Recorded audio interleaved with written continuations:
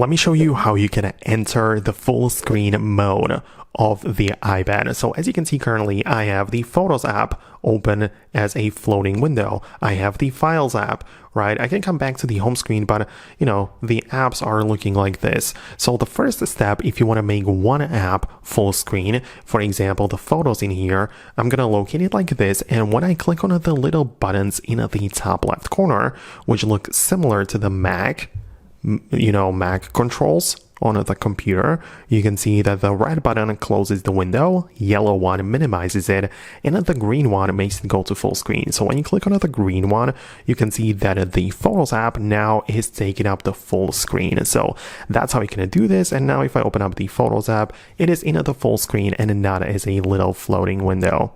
So that's one option, but you have to do it individually for all of the apps. For example, the Files app, the same thing. You can see this is what it looks like, so I kind of have to click on the green button to make it go full screen.